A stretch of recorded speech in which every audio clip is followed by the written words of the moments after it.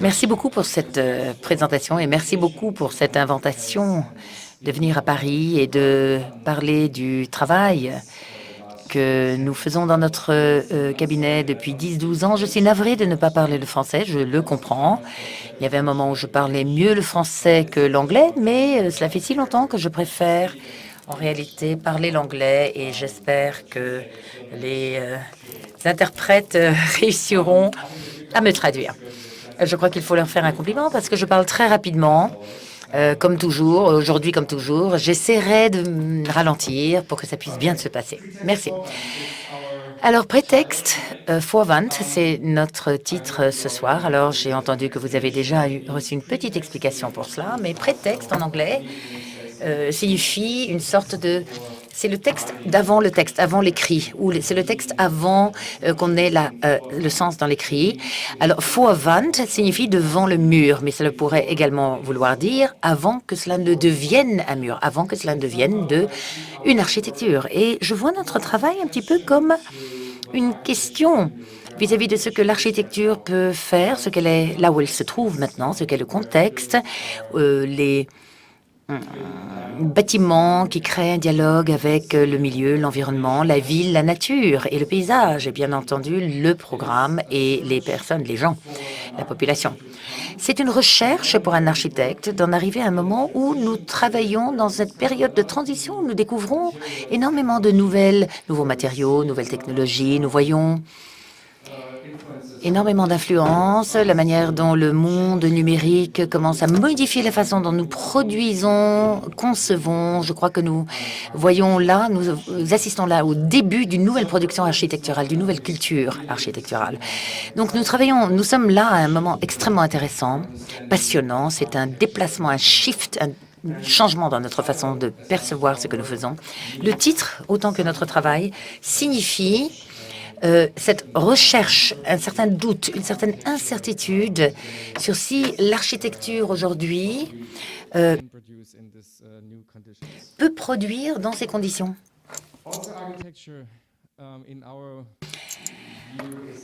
De plus, de notre point de vue, l'architecture est un activateur. Ce n'est pas un fond stable derrière notre vie quotidienne. C'est en fait un catalyseur. Il modifie la manière dont nous voyons les choses. Il nous provoque à inventer des programmes, à trouver de nouvelles solutions, peut-être pour des espaces qui ne sont pas forcément fixés, qui sont des espaces de possibles plutôt que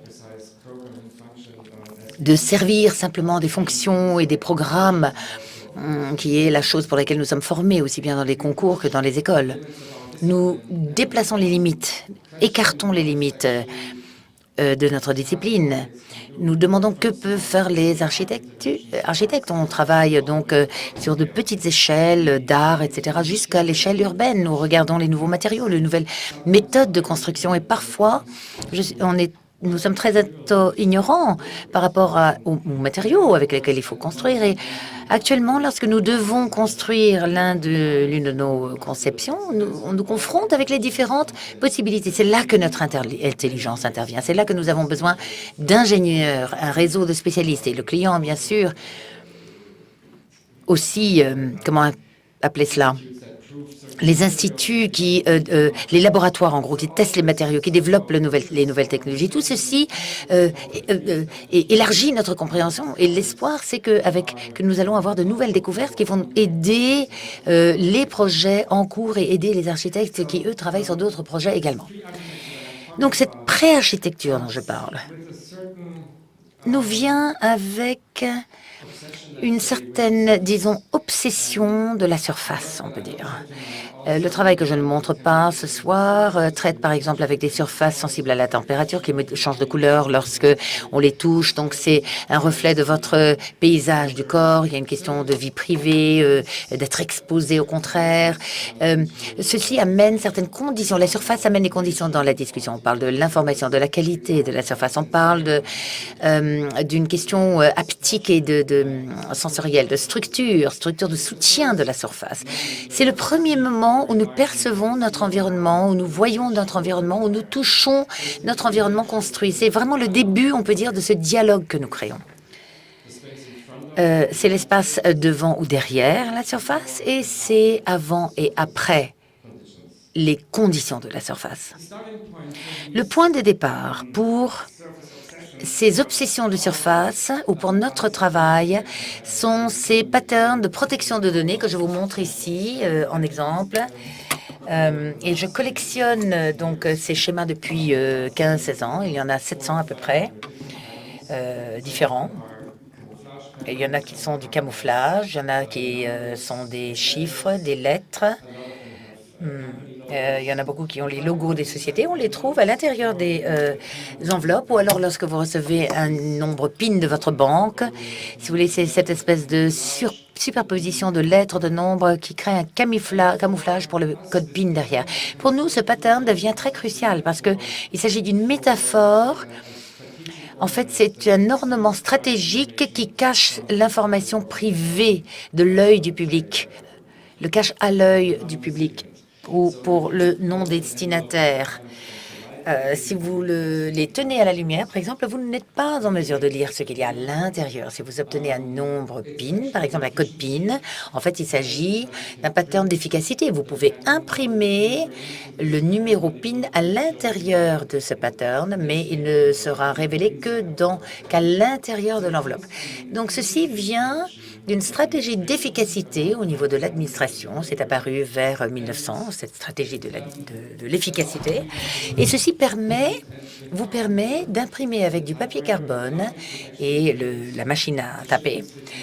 Et c'est d'imprimer, par exemple, le certificat d'expédition et la lettre en même temps, si vous voulez, ou une copie, si vous voulez. Donc, c'était une question d'efficacité administrative. Il fallait certaines zones où le camouflage de l'information privée devenait nécessaire. Et si vous regardez le papier carbone, pour ceux qui sont suffisamment vieux pour se souvenir de ce papier, c'est mon cas, lorsque vous imprimez sur le même papier énormément, vous créez ce type de chiffres et de lettres, ces types de superposition.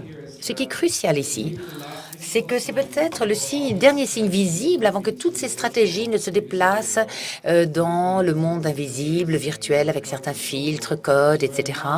Où maintenant, ces schémas créent clairement une couche de papier de l'avant et de l'après, le devant, le derrière, l'intérieur et l'extérieur, le public, le privé, discrétion, exposition. Ou révélations. Ces stratégies exactes de notre société de l'information d'aujourd'hui, quelque chose que nous appelons maintenant la data veille, l'expérience, qui détient l'information et qui la contrôle.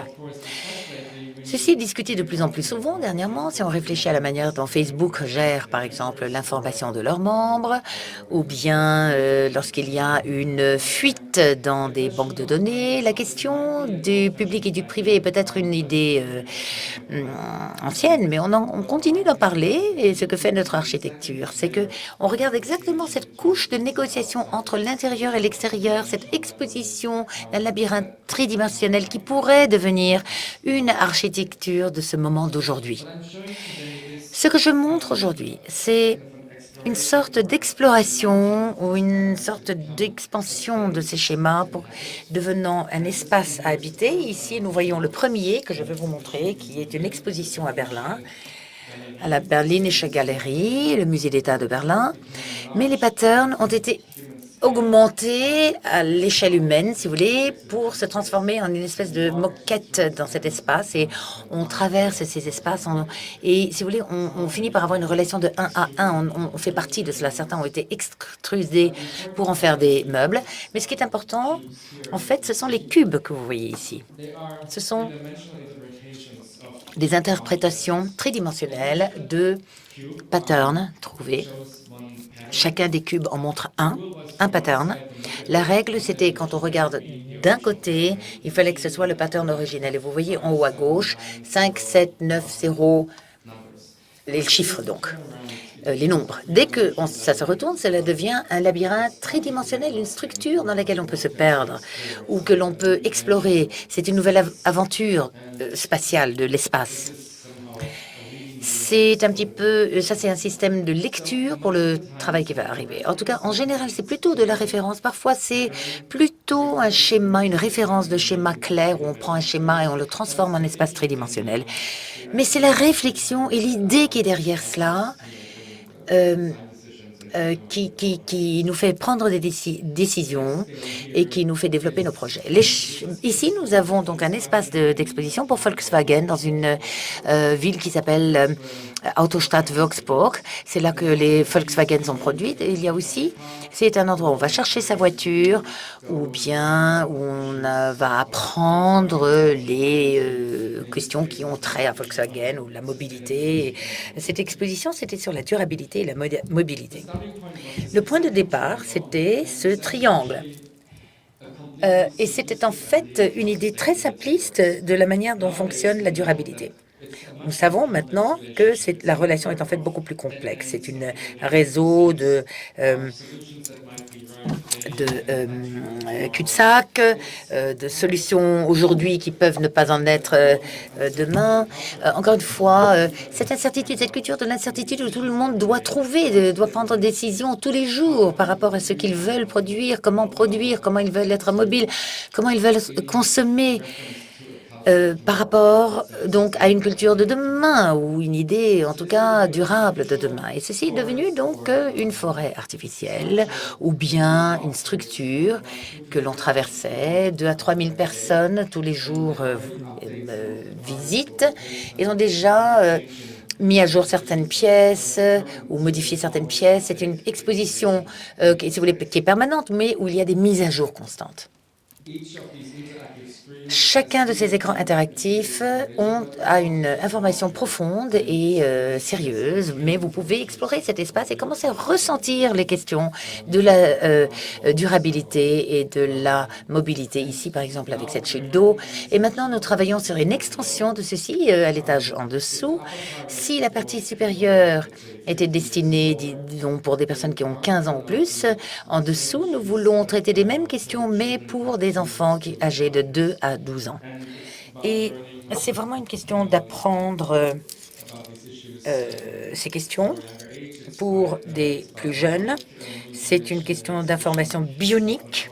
C'est une question de tout ce qui est un peu biologique, comment se déplacer, comment équilibrer son corps.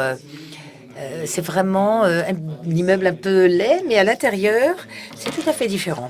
C'est vraiment un monde d'expériences différent. Alors, ce n'est pas simplement une aire de jeu, c'est une aire de jeu où l'on apprend. Il travaille également avec des pédagogues de Harvard pour être tout à fait à jour par rapport à tout ce qui concerne l'apprentissage et le vécu. Et cela devient une structure très complexe. Voici simplement une partie de cette structure où il y a des informations à l'intérieur de la structure que l'on peut appréhender avec les mains, donc.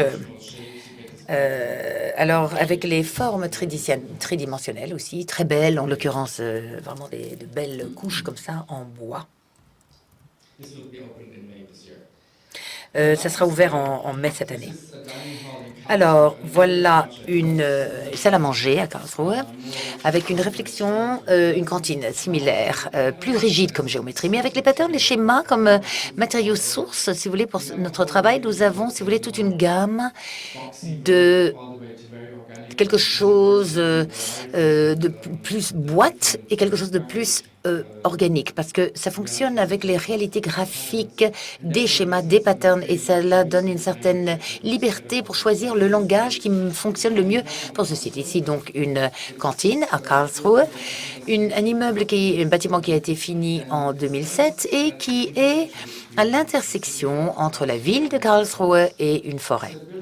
Donc, l'immeuble lui-même ressemble à cette Level Green, donc l'expédition sur la mobilité et la durabilité. Si vous voulez, il y a cette structure par rapport à ce lien entre la forêt et la structure architecturale. L'idée spatiale derrière cela, c'est que nous avons une plaque au sol et un plomb et un espace élastique entre les deux qui est un petit peu flexible jusqu'au moment où nous fixons le programme. Nous appelons ça un Nutellagramme, une sorte de diagramme qui a cette flexibilité entre les deux couches. Et ensuite, lorsque nous avons fixé la chose, on l'a réarchitecturalisée en ce squelette du bâtiment. Voilà quelques images de cette cantine, de ce restaurant, donc cette zone publique, cette partie publique de cela.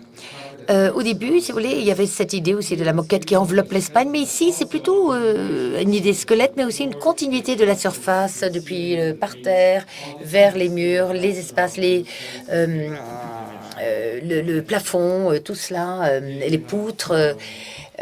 Tout cela donc pour créer cette entité tridimensionnelle. Vous avez l'escalier qui montre au balcon. Lorsqu'on regarde vers le bas, ça c'est la partie supérieure ici.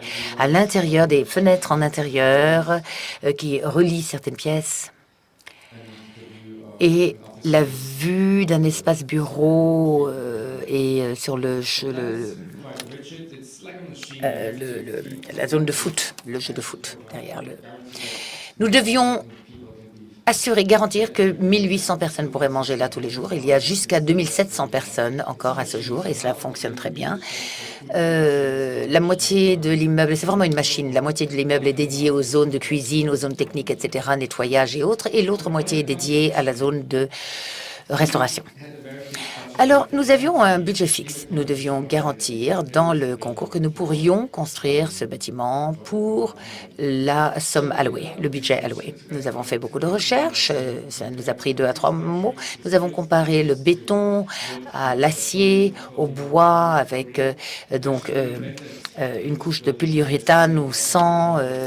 Il y a quelqu'un dans mon bureau qui a fait toute cette recherche pendant des semaines et des mois. Et nous avons inventé une méthode de construction qui est devenue un petit peu un prototype pour la construction durable. Il s'agit d'agrès de bois, donc Certo. Vous le voyez ici. Une fois que c'est assemblé, vous avez un film de polyuréthane qui est en spray. Et c'est comme une sorte de film qui enveloppe le tout, qui scelle le bois, mais le laisse suffisamment ouvert pour qu'il respire. Vous n'avez pas besoin de flashing métallique. Vous n'avez pas, si vous voulez, il y a peu de détails. Vous avez le même matériau, la même surface sur les parties là où tombe la pluie, sur les parties verticales. Tout reste relativement abstrait. Vous voyez cette qualité abstraite sur cette image, alors que dans un certain nombre de détails dont on s'attendrait à les voir dans ce type de bâtiment disparaît. Nous avons des réponses, par exemple sur Internet. C'est un rendu agréable, mais en fait c'est exactement à ça que ça ressemble quand c'est construit. Et ces détails créent, c'est ça parfois cela crée ce doute. Est-ce que c'est vraiment construit ou est-ce que c'est simplement une image numérique?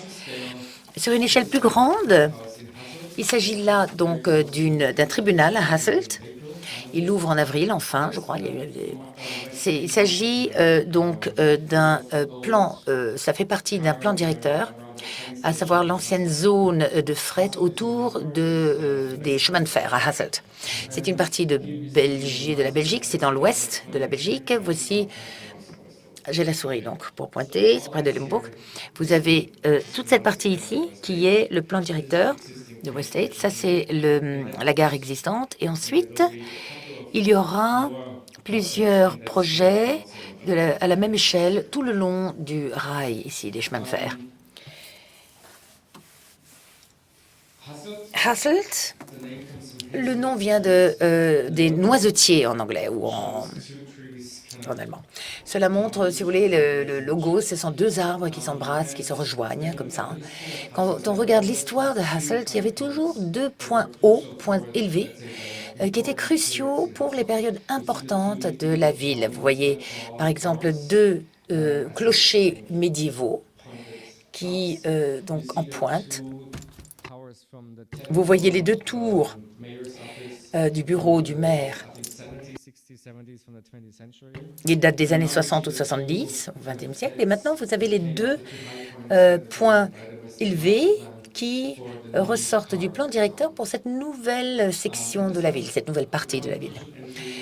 Voilà l'entrée donc que nous avons gagnée, la soumission que nous avons gagnée dans ce concours qui nous a fait gagner. Nous étions une équipe de, donc c'est Lens As et avec ses 20 architectes.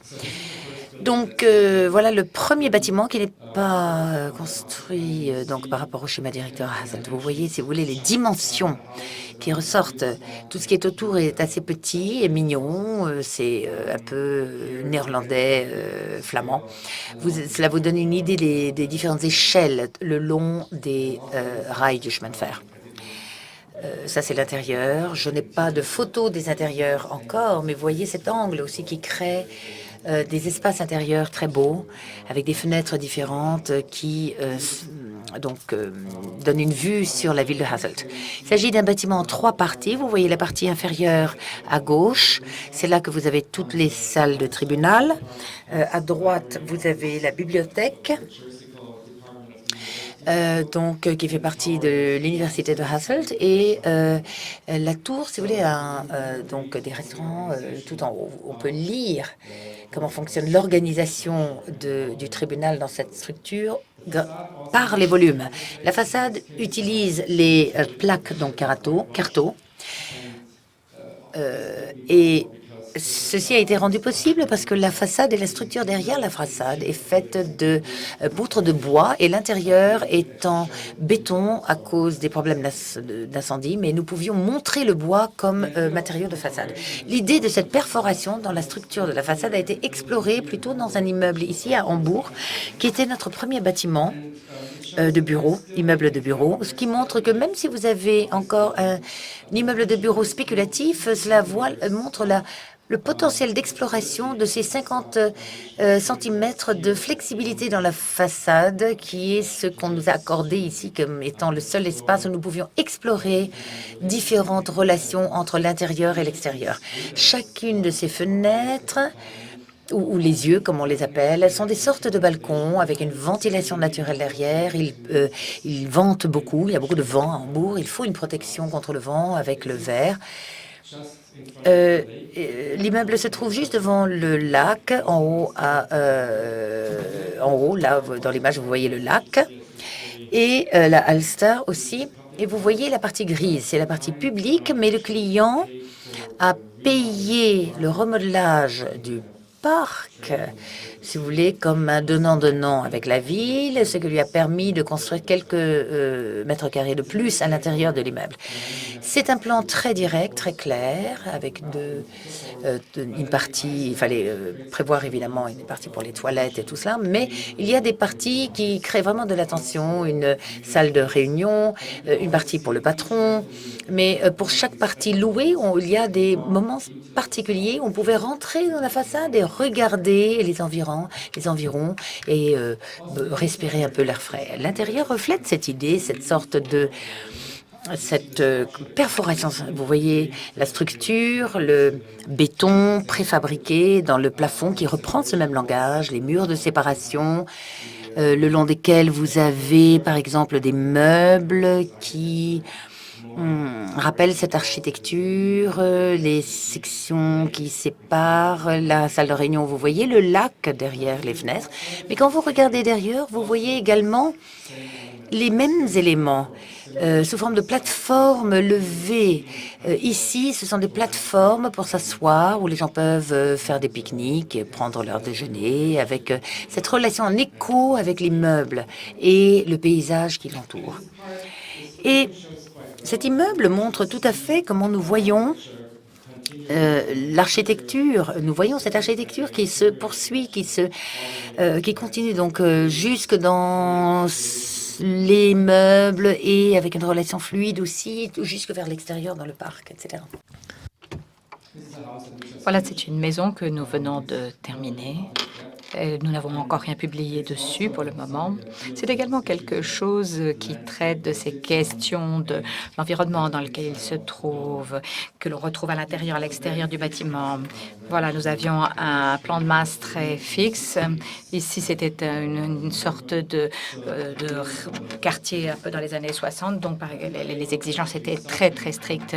Ici, nous essayons de le rendre assez doux, comme une sorte de massage à l'intérieur. Et la cage d'escalier escalier est devenu l'idée, le fil rouge, c'est-à-dire que cela donne tout l'environnement, la famille tourne tout autour, les sols, les revêtements. C'est une relation avec les enfants, là où les enfants jouent en bas, et puis ensuite l'étage supérieur où se trouvent les chambres, et ensuite l'étage intermédiaire et la zone plus publique. Ici, une autre villa que nous avons construite il y a environ 2 ans, près de Stuttgart, également en Allemagne. Ici, le client est venu nous voir et nous a demandé de proposer un bâtiment, une maison pour eux qui se trouvait sur le site de la villa, de la maison où ils habitaient déjà. Nous avons trouvé que c'était un petit peu difficile. Ils nous disaient qu'ils étaient émotionnellement attachés à cette maison, mais ils ne s'y sentaient plus liés désormais. Donc, ils voulaient construire quelque chose de différent. Et donc, c'est devenu quelque chose d'extrêmement compliqué à construire, très difficile.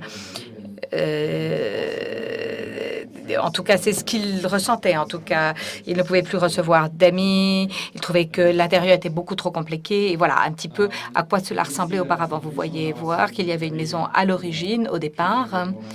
Et puis ensuite, des éléments ont été ajoutés. Il y a eu un jardin d'hiver qui a été ajouté. Et ensuite, une piscine qui a été recouverte d'une verrière. Et jusqu'à un certain point, après, il y avait un garage en dessous. C'était un concept tout à fait intéressant. C'était tout un ensemble de ce qui avait été rajouté, qui était finalement à la mode au cours des 20 dernières années. Mais dans une certaine mesure, le résultat final ne fonctionnait plus désormais. Donc, nous avons dit, alors lors de la première entretien, nous avons dit, pourquoi nous n'allons pas appeler cela une sorte d'archéologie familiale? Nous allons conserver beaucoup de béton dans le sol parce qu'il y a tellement de choses, mais prenons l'empreinte de cette espèce de maison qui a grandi, qui s'est développée, comme si c'était un petit peu l'écho de votre famille, de la maison qui était là auparavant, et l'on utilise comme un point de départ pour redessiner la nouvelle maison. Donc, nous avons dupliqué cette empreinte, et bien entendu, à partir de là, toutes les pièces, tous les ajouts développer leur propre dynamique. Et puis ensuite, nous avons l'étage supérieur qui est privé, l'étage intermédiaire qui est là où se trouvent les pièces de réception, la cuisine, etc., alors que l'étage inférieur également est privé. Donc, il y avait une sorte d'espace intermédiaire entre les deux espaces. Et voilà le site, vous pouvez le voir, cela se trouve à Barbara, qui est une petite ville absolument ravissante, très historique, avec un profil historique. Et nous avons eu beaucoup de chance parce que le bâtiment se trouve tout à côté de ce bâtiment industriel qui appartient également à ce même client. Mais s'il s'était trouvé de l'autre côté, en fait, de cette route qui se trouvait là, il aurait fallu le construire avec un toit en pente. Là, en revanche, c'était dans une zone industrielle. Et si ça avait été de l'autre côté de la route, c'était vraiment un quartier résidentiel. Donc, on aurait été tenu vraiment par des exigences. Alors, ce que vous voyez ici, ce sont certains éléments, certains fragments de l'ancien bâtiment. Par exemple, la piscine qui était là auparavant, nous l'avons représentée. Ici, les pierres au fond qui existaient également au départ. Et puis même ici, le mur en apic, très en aplomb, ici, de pierre. Voilà. Nous avons récupéré un certain nombre des éléments qui existaient auparavant et puis nous avons intégré dans ce nouveau bâtiment. Et vous voyez comment ici, comme ces couvertures apparaissent et elles sont couvertes en fait, penchées. Il y a une sorte de symétrie horizontale lorsque l'on considère les fenêtres. Voyons, il faut que je retrouve cela. Voilà, ici, vous voyez cette distance ici est la même que celle que l'on retrouve ici. Vous voyez toute la fenêtre ici s'élève alors que celle-ci rentre dans la terre. Vous voyez, il y a une sorte de symétrie qui se développe le long des lignes horizontales du bâtiment. Ici, le plan au sol, vous voyez toute la silhouette. Nous avons conservé un certain nombre de murs existants, préexistants. Voilà, l'étage supérieur, il y a un atrium central et puis 4 espaces qui sont tous séparés par des portes. Ici, également encore un étage supérieur autour de l'atrium central. Vous voyez ici, nous voyons apparaître ces aplombs autour de la zone où s'effectue la rotation. Et ici, nous avons la sensation que c'est quelque chose de très simple. Et je reviens sur cette image. On dirait que c'est quelque chose de très simple, comme cette espèce d'espace blanc qui l'enveloppe, mais en réalité, il s'agit d'une structure extrêmement compliquée de toute une série de détails de haut en bas. Il y a un mur en briques avec le stuc et puis à nouveau du polyuréthane où il y a une condensation. Puis ensuite, on arrive à une zone complètement en béton où l'on traite d'isolation avec de la fibre de verre et qui est recouvert également de polyuréthane et puis ensuite un revêtement de sol. On a l'impression que c'est très, très simple depuis l'extérieur, mais en fait, il y a beaucoup de solutions très techniques qui ont été intégrées derrière cette façade toute blanche. C'est à cela que je faisais référence dès le départ. Peut-être que l'on pourrait être ignorant en matière du dessin, mais en fait, il faut être complètement novateur, intelligent et vraiment très mettre le doigt sur les choses vraiment très précises pour avoir ce geste de départ qui permet d'avoir quelque chose qui à la fin va se développer. Et avant que voilà, ça c'est l'espace avant que les clients n'emménagent. Je n'y suis pas retournée depuis. Voilà l'atrium. Ici vous voyez cette magnifique ville de Marburg. Ici la piscine à l'étage inférieur.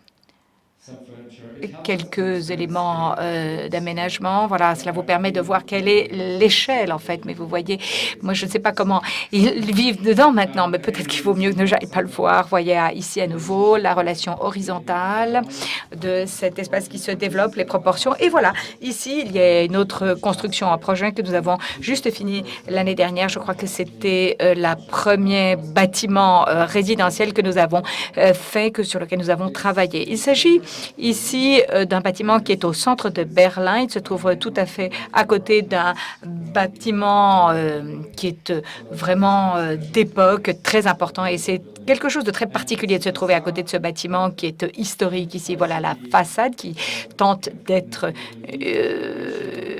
en fait avec une espèce de plasticité tridimensionnelle que l'on pourrait voir ici, une vision un peu périphérique. Ici, de l'autre côté de la rue, il y a une sorte de terrain vague vide, mais par la suite, ça deviendra une rue assez étroite et depuis la plupart des angles, on pourra le voir de part et d'autre ici.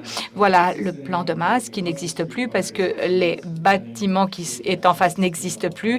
Désormais, il y aura simplement une façade. Donc, il s'agit vraiment d'une rue extrêmement étroite, pas si agréable que ça. Donc, c'est orienté vers le nord. Et puis ensuite, nous avons la partie sud qui est le jardin, une zone qui est un peu verte. Et donc, nous avons essayé de profiter de cette zone, de cet espace vert. C'est également extrêmement typique ici à Berlin. Il y a, disons, un bâtiment de façade et puis à l'intérieur, quelque chose de plus protégé. Ce que nous avons voulu, c'est utiliser la façade qui donnait sur le jardin comme une espèce de terrasse qui s'étale.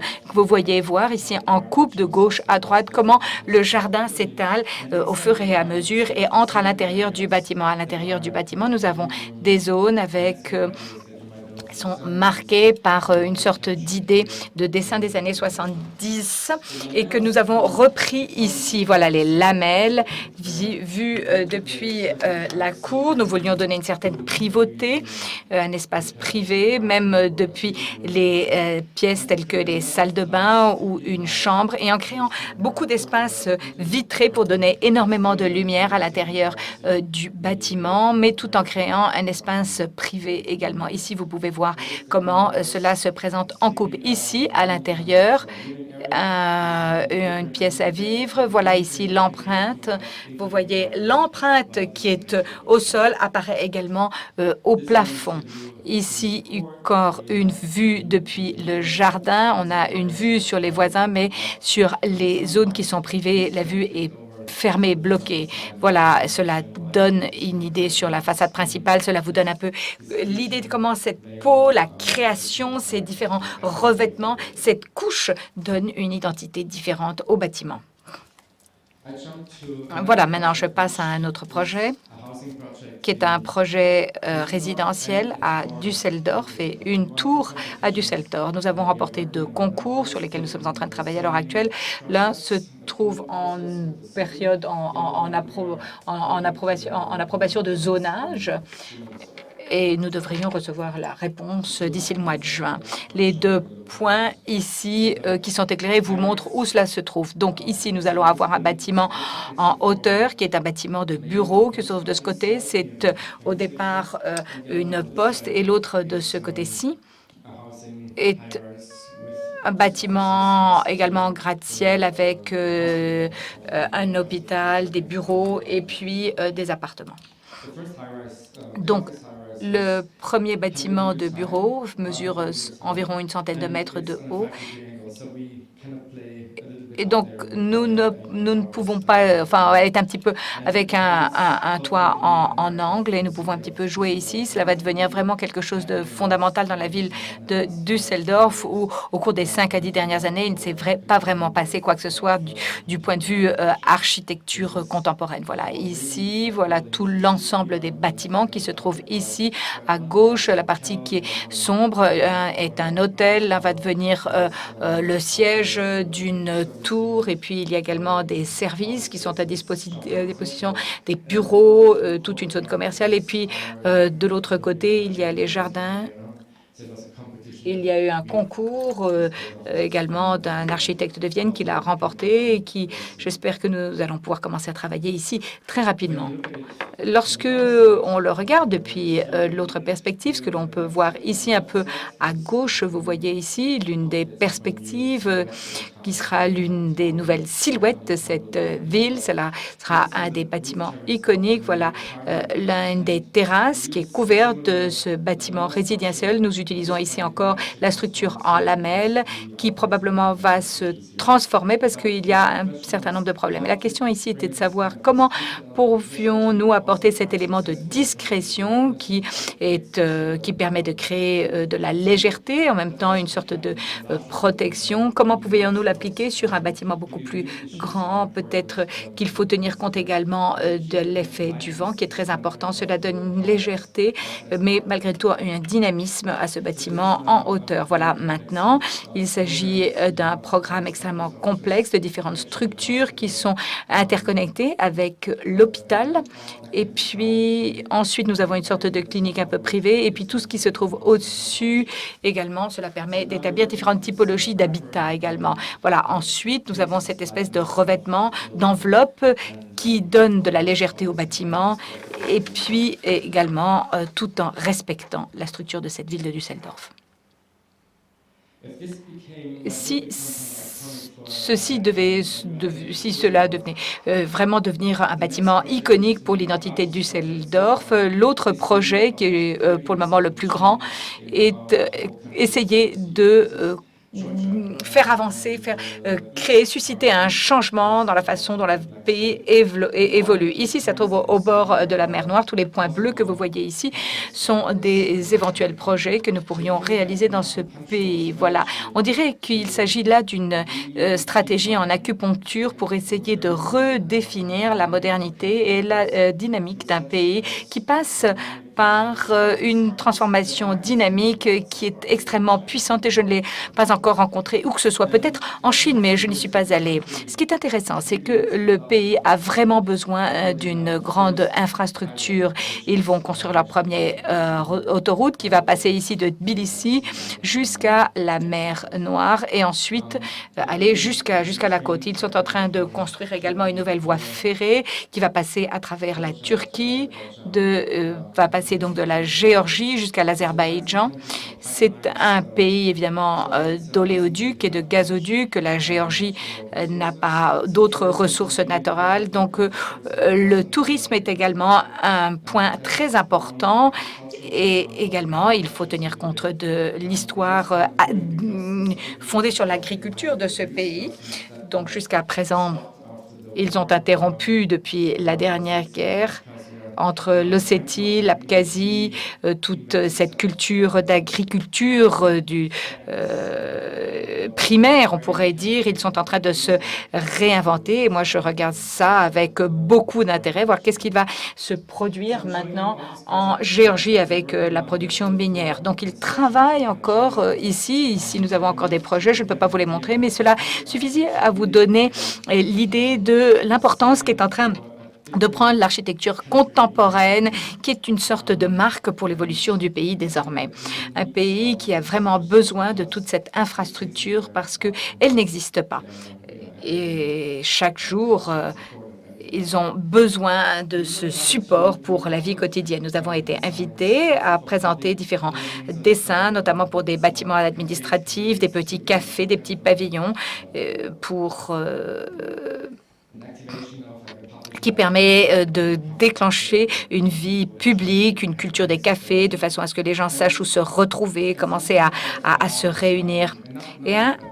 Et finalement, rien n'a été construit, rien n'a été approuvé. Donc, je n'étais pas vraiment certain que quelque chose finirait par se produire après toutes ces réunions. Puis après, j'ai reçu un appel. On m'a demandé d'aller en Géorgie pour la réalisation d'un éventuel tribunal. C'est presque une mairie, plutôt. Et lorsque je suis arrivée à l'ouverture de ce café, et j'ai dit que je ne savais pas que vous étiez en train de construire ce café. Et je dis, mais je ne savais pas que vous construisiez ce café. Oui, mais c'est vous qui aviez donné cette idée. Et finalement, moi, j'en avais jamais entendu parler. On ne m'a absolument pas payé pour réaliser ce café. Donc, ce n'était simplement que des photos que j'avais envoyées. Donc, ils m'ont dit, bon, écoutez, nous allons vous rappeler et me dire qu'il a été construit. Nous sommes tout à fait désolés, mais c'est quelqu'un d'autre qui l'a construit à partir de vos photos en 3D. Bon, ils nous ont dit, nous sommes tout à fait désolés de vous présenter, de vous mettre devant le fait accompli. Ce n'est peut-être pas un bon point de départ, mais en plus, quelqu'un a tellement aimé qu'ils ont rénové la façade qui était derrière et ils ont copié la structure que vous aviez présentée. Bon, alors j'ai dit au président, c'est un petit peu bizarre. Ne voulez-vous pas devenir membre de l'Union européenne, du monde occidental? Il y a des questions de protection des droits, de copiage, de propriété intellectuelle, etc., etc. Il m'a dit oui, enfin bon, ce n'est vraiment pas un bon départ ici, mais peut-être que c'est un compliment. Enfin, vous savez, en fait, c'est un faux compliment, c'est-à-dire qu'on ne vous copie que si vous êtes bon. Bon, ça a été un départ un petit peu heurté, je pourrais dire. Mais enfin, à partir de là, nous avons été invités à réaliser environ 2 ou 3 projets. Et finalement, ça a été un bon point de départ parce que finalement, il y a un certain nombre de projets qui se sont concrétisés malgré la première expérience qui n'est pas si bonne que ça. Et puis, ça s'est converti en une collaboration tout à fait intéressante, surtout pour l'architecture. Nous n'allions pas vraiment commencer à imaginer notre pays en Allemagne, en tout cas en France. Nous ne pouvons pas imaginer voir une architecture dans des zones de repos d'autoroute ou d'autres endroits un peu étranges. Mais ici, voilà, et ça c'est le point frontière entre la Géorgie et la Turquie. C'est là où la Géorgie vous dit au revoir. Ce n'est pas pensé pour être une séparation entre 2 pays. En fait, c'est plutôt pensé pour réunir les gens ici. Il y a des salles de conférence ici, il y a des terrasses qui permettent de contempler la mer Noire. Bien entendu, il y a un centre commercial, Centnax, mais ce n'est pas un lieu de protection, c'est plutôt un lieu de réunion qui permet de faciliter la réunion entre les 2 pays. Désormais, on n'a plus besoin de passeport, il suffit d'avoir une carte d'identité pour passer d'un côté à l'autre de la frontière. Voilà, ça permet de comprendre comment des pays voisins ont commencé à se parler, à rechercher la relation entre les 2. Et je crois que c'est un signe tout à fait rafraîchissant qui montre que l'on pouvait construire quelque chose. Cela montre un peu cette nouvelle exaltation qui est en train de se produire entre les 2 pays ici. Vous voyez? Voilà la coupe en section. Voilà les points de vérification ici avec des perspectives sur la mer Noire. Voilà la tour, la nuit, comme vous pouvez la voir, et avec le coucher du soleil. Un autre projet qui est probablement le plus rapide que nous ayons eu à réaliser, c'est un petit aéroport. Je me souviens que c'était en 2010, le 24 août. J'ai reçu un appel. Ils nous ont dit que nous avons besoin d'un petit aéroport. Nous voulons le dessin pour demain. Et s'il est approuvé demain, nous avons besoin de tous les dessins d'ici à 2 semaines et il sera construit d'ici 1 an. Je l'ai dessiné en une nuit. En fait, c'était très petit. L'idée est très simple. Ici, il y a 3 ailes, il y a une tour qui est une tour. Comme vous voyez, il y a une zone qui est pour la sécurité et l'embarquement, et puis une autre zone qui est pour les cafés. Voilà à quoi ressemble le bâtiment. Mestia est en Svanetsia, qui est un site du patrimoine mondial. Vous voyez ici comment cela se découpe sur le paysage. Vous avez toutes ces tours qui sont protégées dans les montagnes du Caucase. Et donc, l'idée, c'est d'attirer les touristes dans la zone. Ils ont besoin d'avoir un petit aérodrome, une petite piste d'atterrissage. C'est en cuvette, n'est-ce pas? C'est très difficile de pouvoir y accéder. Donc, désormais, ils sont en train de construire une route, ce qui évitera d'avoir à passer 10 à 15 heures pour y accéder. Désormais, il n'y aura plus besoin que de 6 ou 5 heures, mais c'est une zone ravissante de toute la région. Et également, nous avons construit la petite hôtel de ville dans la ville. Vous voyez également le commissariat qui est ici. Donc, vous voyez, tous les bâtiments administratifs sont en cours de reconstruction. Ici, le commissariat est peut-être le moins transparent. Il voulait quelque chose de transparent. Il voulait montrer que la police ne travaille plus à huis clos. Désormais, on peut savoir ce qu'ils font, on peut voir à travers les fenêtres. C'est un moment que nous avons peut-être connu, nous, en Allemagne, dans l'après-guerre, dans les années 50, où toutes ces administrations, toutes les stations, les gares devaient contribuer à ce que le pays fonctionne. Il devait produire une nouvelle dynamique. Il devait y avoir une sorte de nouvelle honnêteté derrière cela. Ici, voilà quelque chose que nous avons construit à Gorby. Voilà le nouvelle autoroute. Et le long de l'autoroute, nous avons ces restaurants d'autoroute. Il n'y a pas simplement une station-service, un supermarché. Il y a également une galerie d'expositions artistiques, de différentes expositions culturelles. Il y a un marché. Donc, voyez, tous ces bâtiments ont été construits pas simplement parce qu'ils sont au bord de l'autoroute, mais également là où il n'y a pas encore d'autoroute. Il y a différents lieux comme ça, c'est-à-dire un catalyseur, comme j'ai dit, un activateur. Ils attirent un supermarché dans une zone où il n'y a pratiquement rien et cela permet aux habitants de la zone de pouvoir aller faire leurs courses dans une partie. On nous a même demandé ce que nous pensions de l'idée suivante, c'est-à-dire que les gens étaient extrêmement ouverts lorsque ces restaurants d'autoroute ont ouvert. Et parfois même, ils demandaient à pouvoir célébrer leur mariage dans ces zones, ces aires d'autoroute. C'est tout à fait intéressant, n'est-ce pas, de voir comment dans ces villes désiraient venir le long des aires d'autoroute pour célébrer des événements importants de leur vie, comme un enterrement ou des moments importants de leur vie familiale.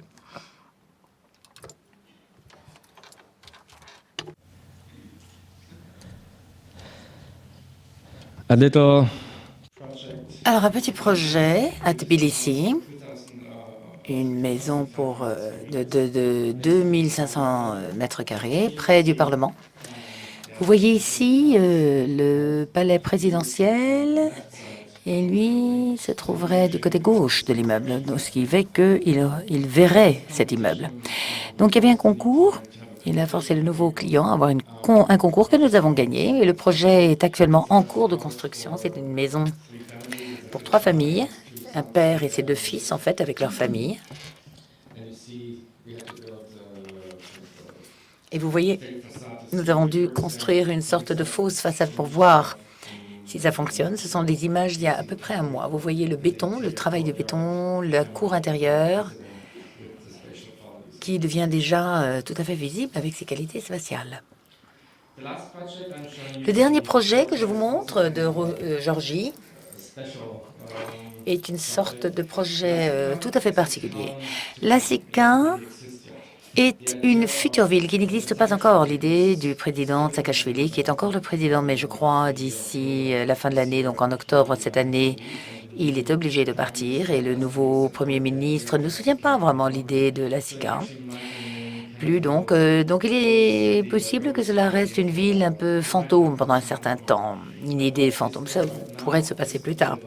Actuellement, vous avez là un boulevard, une petite mairie et notre projet ici avec cette sculpture vers la fin qui marque le début de cette construction. Au début, ce qu'il devait avoir, c'était cette structure devait exister au milieu du boulevard et devait ensuite faire partie de la culture de la plage.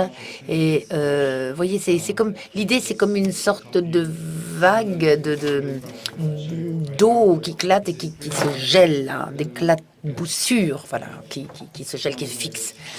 Et nous avons modulé, si vous voulez, à l'intérieur avec cette forme organique. Nous pouvons rester très flexibles pour la partie construction, puisque nous pouvons ajuster les volumes et les dimensions selon les besoins structurels, les besoins en espace dont on a besoin. Voilà Saakashvili, à droite, ici. Voilà à quoi cela ressemble. Donc, une journée où il fait beau.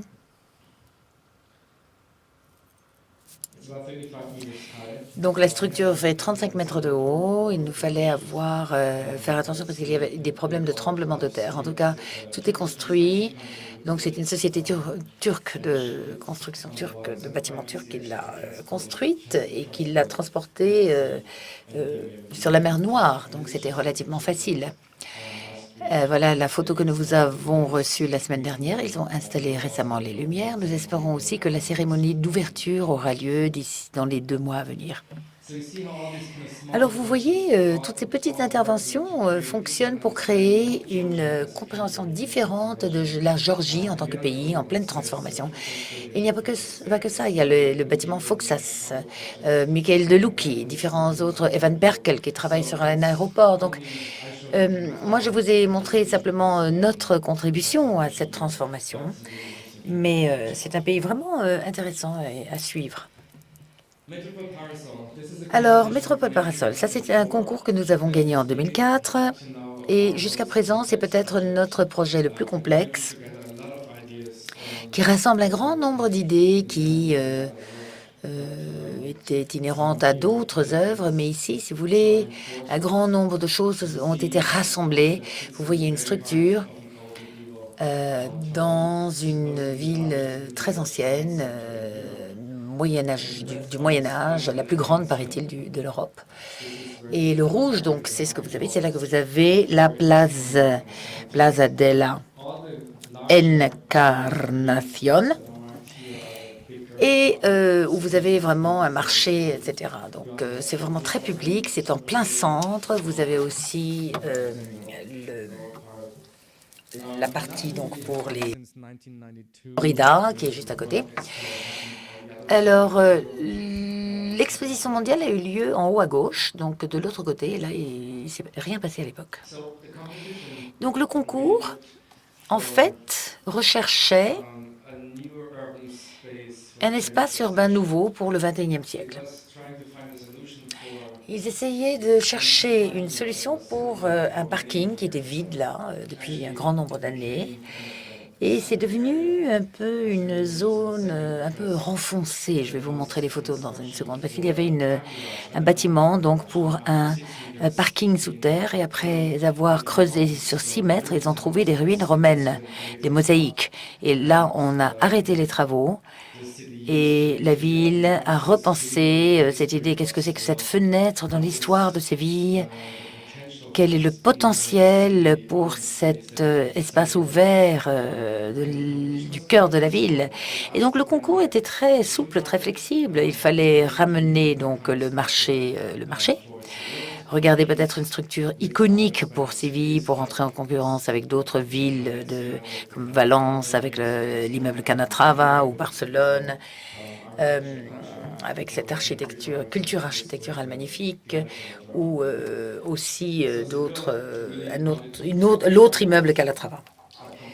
Voilà, donc l'idée, c'était cette culture de la compétition, du concours, travailler à une échelle locale, intégrer cette partie du sud avec la partie du nord, entrer en concurrence avec les autres villes espagnoles, attirer aussi le tourisme et faire du concours quelque chose de plus international. Voilà l'aspect. La première idée, c'était d'apporter de l'ombre à ce site où il fait très chaud en été et qui ne vous permet que de rester dehors qu'à condition qu'il y ait un peu d'ombre.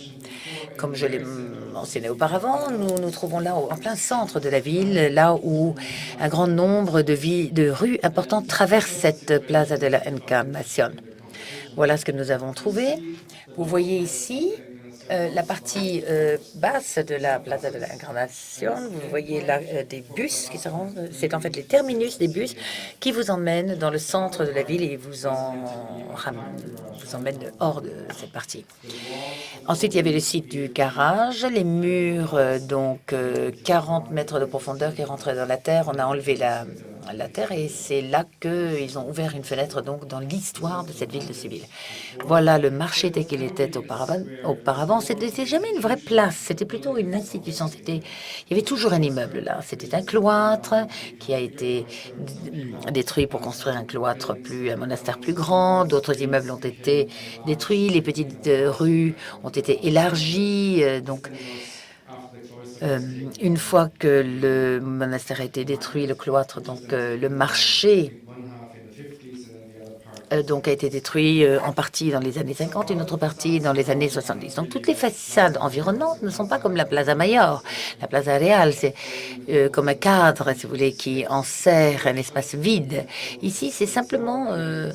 ce sont de petites façades qui sont restées là, qui tout d'un coup sont devenues des façades pour une ouverture plus large dans la ville. Et voilà, c'était l'espace donc de stationnement temporaire qui a duré 30 ans.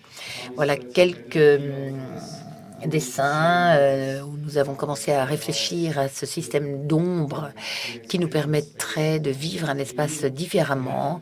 Nous savions que nous devions amener à une sorte de programme dans le site, comme je l'ai mentionné auparavant. L'archéologie est devenue un musée de l'archéologie. Le marché est revenu avec d'autres programmes commerciaux. Et bien sûr, aussi, ce système d'ombrage, ce ciel crée une nouvelle forme d'espace public. Voilà la couche, des programmes, l'archéologie en sous-sol, un rez-de-chaussée, avec un marché et des zones commerciales. Vous avez une place élevée qui est le toit du marché, et ensuite, vous avez les troncs, avec les parasols, les restaurants dans la partie couverte, et ensuite vous avez la terrasse sur le toit de cette partie-là. Et en fait, dans la conception, on a travaillé à l'envers. On a commencé avec le toit et ensuite on est parti vers l'ombre. On a testé énormément de formes géométriques. Il fallait mettre les charges dans des endroits très précis parce que l'archéologie ne nous permettait de rentrer dans la fondation des ruines que dans certaines parties très précises, et ainsi que nous avons développé la forme. Voilà le plan de l'espace en sol, de la présence au sol. Vous voyez tout ce qui est beige, ne pouvions pas toucher. Les autres parties étaient plus flexibles, nous pouvions y intégrer un programme. Voilà le musée archéologique actuellement. Vous voyez la structure du marché qui tient le marché, qui soutient le marché au-dessus. Vous promenez, vous voyez ces ruines romaines, ces mosaïques magnifiques, ces découvertes extraordinaires. La dimension était énorme, 150 mètres de long, 75 de large, 35 de haut. Et en dessous, vous voyez ces différentes couches des différents programmes qui ont lieu. Dans la partie inférieure, vous voyez tout ce qui est en foncé, en gris, c'est du béton ou de l'acier. Et ce qui est en beige plus clair, c'est ce bois, en couche, agrégé, recouvert de polymère, de polyuréthane. Donc une finition en polyuréthane. Nous avons pu également utiliser ça pour différentes choses pour ce projet. Nous avons examiné les structures d'acier, le béton renforcé au verre, le bois donc avec une couche de peau et avec les ingénieurs de la ville et la société qui a construit en fin de compte, c'est toujours le bois avec la peau de finition qui a été utilisé, choisi si vous voulez, et qui a finalement eu le feu vert pour poursuivre avec cette construction. Donc ici, quelques modèles d'études, ça a l'air beaucoup plus simple que ça ne l'est en réalité, mais il se trouve que les éléments que nous pouvions assembler ici. Nous avons travaillé avec nos propres ingénieurs et SACIR, donc, qui était notre société de bâtiment, et notre propre société allemande, donc, qui travaillait le bois. Voilà le détail qui est un autre niveau d'invention. Si Métropole Parasol est peut-être la construction en bois la plus grande du monde, eh bien, actuellement, c'est peut-être le bâtiment collé le plus grand du monde, collé avec de l'adhésif, donc de la colle. Le problème, c'est que les forces entre les différents éléments, au travers des jointures d'acier, ne pouvaient pas simplement être vissées ou avoir un lien mécanique dans les parties en bois. Il fallait vraiment mettre les forces de manière très profonde dans la structure pour distribuer les charges. Il fallait que, en fait, le bois absorbe toutes ces charges. Et nous ne pouvions pas faire ça en vissant simplement tout cela dans le bois. Il fallait les coller pour qu'il y ait un transfert parfait des charges depuis l'acier vers le bois. Voilà, 50 cm vers 1 mètre selon les forces. Voilà une section, donc un profil des pièces. Vous avez le cœur, vous avez là une coupe, donc vous avez la colle autour. On a développé ça il y a 3-4 ans par l'Institut Fraunhofer en Allemagne. C'est un institut de recherche des matériaux. Vous avez ensuite le bois laminé avec la finition, la peau en polyuréthane, qui augmente sa résistance et également, grâce à cette résistance, permet de réduire de 2 cm de chaque côté environ l'épaisseur du bois, parce qu'il faut calculer environ 2 cm d'usure par l'environnement pour le bois avant qu'il ne devienne possible d'utiliser le bois pour des structures. Voilà, avant que cela ne devienne pertinent. Grâce à cette peau, on peut limiter l'épaisseur du bois et donc le tonnage qu'il faut pour un projet comme celui-ci. Donc il y avait quelques facteurs positifs qu'il fallait combiner, que nous pouvions combiner. Et voilà comment les plaques en bois étaient découpées. Ces plaques de bois arrivent en feuilles de 2 mètres sur 40. Donc, on pouvait être assez flexible, assez élastique avec les formes. Si vous voulez, dans la cantine que nous avons construite, c'était assez fixé et on pouvait remplir les choses après parce que c'était moins onéreux, parce qu'on nous aurait fallu moins de bois. Ici, nous pouvions être beaucoup plus libres par rapport à la production des formes que nous avons créées. Voilà les joints en acier. Vous voyez aussi que l'épaisseur change de 7 cm jusqu'à 35 cm dans certaines parties. Ensuite, il y avait le bois vient de la Finlande, a été laminé juste en dehors de Munich et découpé, et les joints d'acier ont été placés à Munich. Ensuite, ceci a été expédié à l'extérieur de Civil où ont eu lieu l'application de la polyuréthane, du polyuréthane. Et ensuite, tout a été monté. Vous imaginez la logistique de tout ceci avec des milliers de différentes pièces qu'il fallait assembler. Il y avait 2 fonds en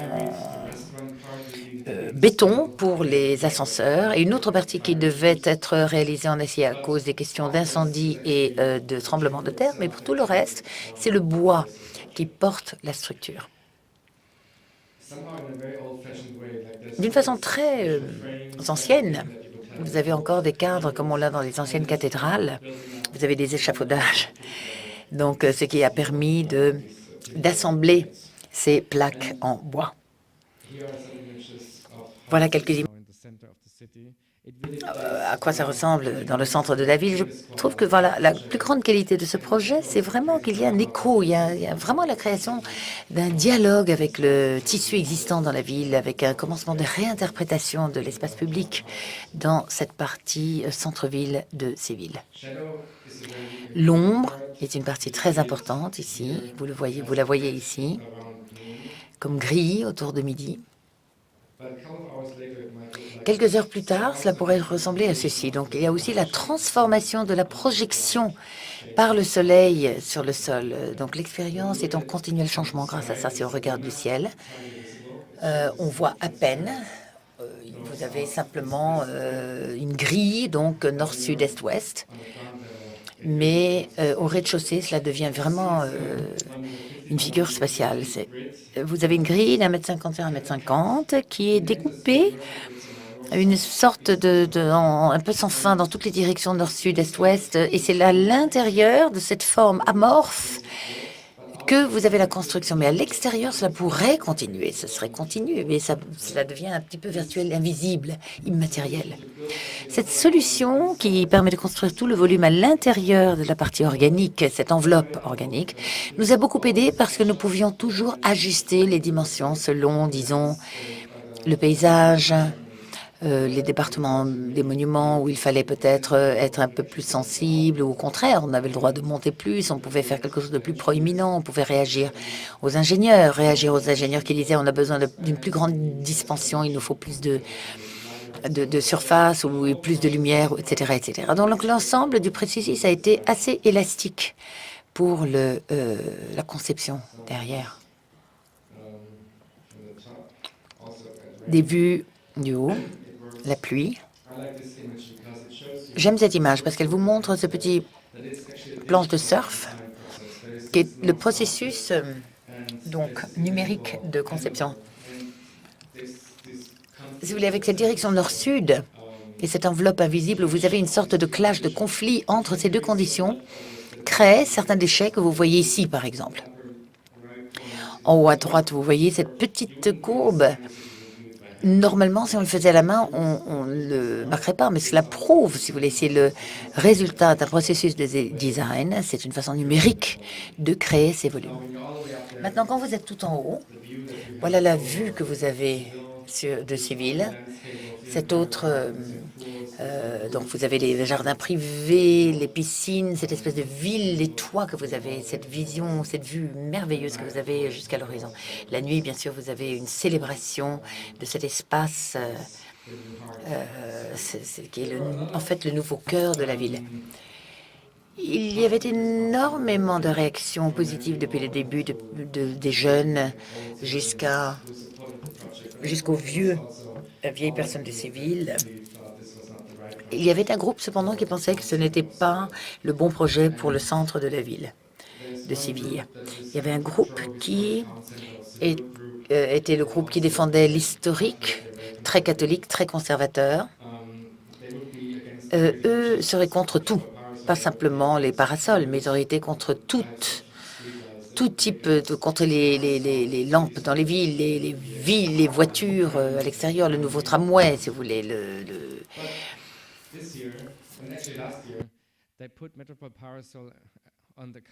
Mais l'année dernière, ils ont mis le parasol sur la couverture de leur guide pour la Semaine Sainte, à savoir la semaine précédant Pâques, où vous avez toutes ces processions avec le Christ, les figures de la Mère de Dieu, enfin de la Vierge Marie, avec des musiques particulières. Tout cela a lieu à Séville. Et même cette année, à Noël, c'est devenu, ça fait partie de la publicité pour le marché de Noël. Là, vous le voyez en combinaison avec donc une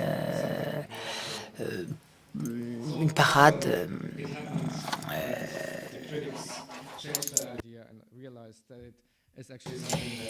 Ça, c'est quelque chose qui redéfinit complètement le centre de la ville, mais pas avec quelque chose d'étranger, mais quelque chose qui maintient cette vision de la ville, du centre de la ville, mais avec le nouveau vocabulaire architectural d'aujourd'hui. Voilà, et c'est également un lieu de concert du Festival de Flamenco.